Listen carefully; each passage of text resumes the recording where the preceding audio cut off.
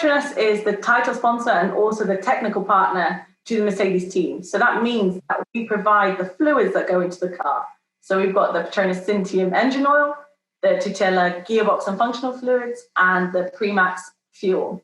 So on race weekend, as a trackside fluid engineer, I am checking to ensure that we are compliant with the FIA regulations and also monitoring the reliability of the car as a whole. It's quite an important job, and especially in terms of the fuel at the beginning of a race week. If we're not compliant and we do not detect it early on, we could have disqualification if they come and do a sample. So it's something that is done throughout an entire race week. I'm checking for compliance and also the reliability of the car. All right. So I'm going to bring it back home to Johannesburg, to South Africa, actually, as a whole. Engine is basically part of Petronas, and engine is, the preferred fuel supply here in South Africa. So what is the difference between the petrol that I put in my car and the petrol that Valtteri and Lewis put in their cars? Because yes, I think I'm a bit of a racer, but when it comes down to the fuel, what's the difference between the F1 fuel and the normal man's fuel? So there's slight differences. The fuel, Petronas Premax fuel that we use trackside is the race fuel, and that is formulated specifically for the Mercedes Formula One car. However, that brings you the harshest testing conditions. So all the data that we get trackside is used in the formulation for the road car fuel. So you have got your Petronas Premax road car fuel that's available for purchase at engine forecourt, as well as your Syntium, taking all the learnings from the track, and we put that into our road car formulations ready for people to purchase. Oh, fantastic. Okay, so then on race day, where are you? So Valtteri and Lewis, they're on the grid and they're racing. The pit stop guys are waiting to help them out. Where are you stationed as they are racing? So sometimes I'm in the garage, sometimes I'm in the lab. The work that I do is important to be done before we go into the race. We want to know that we're able to finish that race. So before the night before and even the morning before, we're doing all the checks to ensure that we know where we are in terms of wear. So we're monitoring the wear of the engine and gearbox throughout a race weekend, and we're trying to detect any potential problems that we may have so we can act upon them quickly. So when we go to the race, my work is done in terms of preparation for the race, and then I'm waiting until the cars come back post-race to do the post-race analysis and check how much wear we had in the race before we use that power unit in the next event. So on the day you went to accept the Constructors' Cup, right? Where were you when you were told, hey, girl, it's your goal, you're up? So that moment, it's such a surreal moment for me. I was on the pit wall, hanging off the pit wall, as you see us at the end of a race when we're celebrating. And I came down and I got approached by Toto Wolff's PA, and he said, Stephanie, you're going on the podium. So I looked at him and I said, me? I think you've got the wrong person. I don't think I'm going on the podium. And he said, no, it's you. Toto's requested for you to go on the podium. And I was speechless. I just turned around and I said, me? I didn't know what to say. So they just started preparing me to go up. And within a matter of seconds, I was getting ready to go up. So I had no time to inform friends and family. I literally just went up, and I was honoured to be chosen by the team and to represent the team and Petronas on the podium. It was a surreal moment, a great moment for myself, a momentous occasion for myself and my family, and just the reception from all over the world. It's been fantastic, and it's something that I would treasure for a lifetime. Look, I'm getting goosebumps just thinking about that, because I remember I took out my phone and I started Instagram storying, and I was like, she doesn't know me, but she's my girl. I'm like, and I'm going to interview her, and I'm going to bring all the stories. And it was just like, it was a big moment for you, but for the rest of us, watching and supporting, it's just something we're never going to forget. And I'm so glad. I really believe you're going to be there for a few lifetimes. So don't worry. I think there'll be more of those moments. But so now that moment happens, you spraying the champagne, and you're that girl. When you get to your phone, like, what are the messages saying? Who are they from, and what are they saying? My parents, first of all. They were the first. They were watching the race and they saw me on the podium.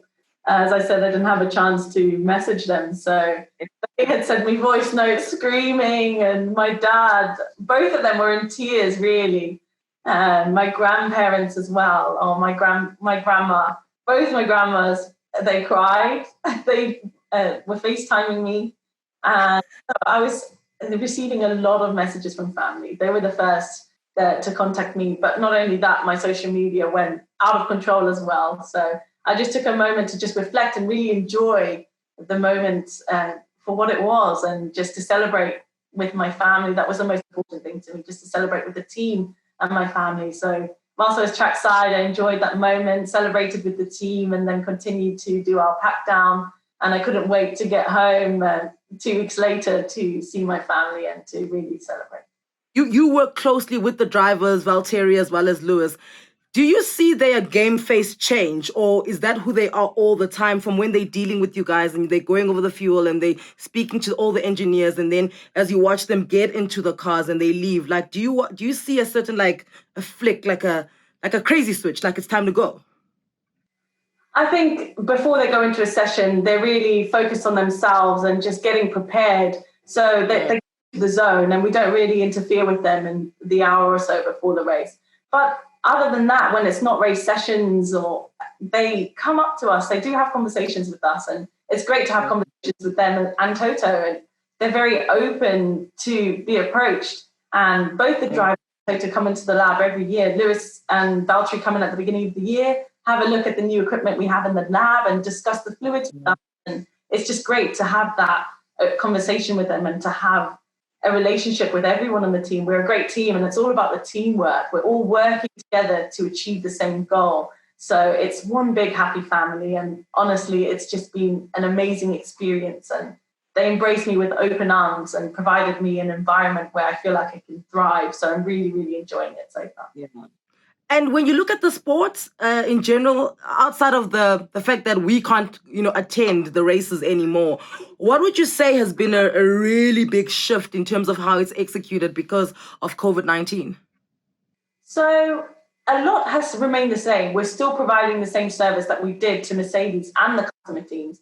We've made small changes. For instance, in the lab, we had to change the orientation of the equipment to allow for two of us to be in there and have that 2 meter distance between us. As well as that, we all have to wear masks within the paddock at all times. And we have to go for the dreaded COVID testing every few days. So that's a bit horrible, but it's keeping us safe. And we know everybody within our bubble, we're contained within the Mercedes bubble. So in terms of the customer teams, how we interact with them has also changed. For instance, when they bring samples to us, we now have a sample drop-off point, and we put a doorbell in there, which we sanitize frequently, that they can ring, and we will then approach to take the samples. When they see us approaching, they'll walk away, so they know that we've got the samples in hand and no one can intercept them. Another major change that we've had is the FIA sampling. So the FIA can come in at any point in the race weekend and demand an engine oil sample or a fuel sample. So what we do now is we set up the fuel pump, for example, if they're taking a fuel sample, and we walk away and allow for a 2 meter distance whilst they take the sample. With engine oil, they'll give us the bottles to take the samples, walk away, and then we'll proceed and give them the engine oil samples that they need. And that's how we're operating at the moment, trying to ensure that we have that 2 meter distance and staying within our bubbles. And obviously, when you guys celebrate, which you guys do a lot, it's elbows now. It's no longer the hugs and the lifting. It's like you need to make sure your elbows aren't ashy. It's like they're all over the TV. Yes. And I know it's still early to think about this, but it's something I think about when I know that I support someone the way I support you. Your legacy, where is this going? Are you going to be the Toto Wolff one day? Are you going to be the head of the F1, the FIA? Like, where is this going? How far does your dream expand? Wow, that's a pretty good question. Well, if this year has taught us anything, it's just to live in the moment, and I'm putting all my passion and effort into my current role. I feel like I've got so much more to learn, and what I'm doing at the moment. But if I was to pinpoint onto one thing, I do aspire to do a full MBA. one day, with the hopes to doing something in management, but I do want to still keep that engineering background.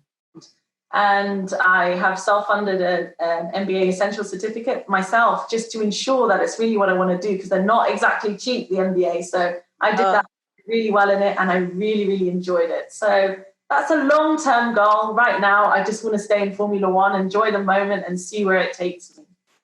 Oh, okay. And then in closing, 7,000 applied, only one got it.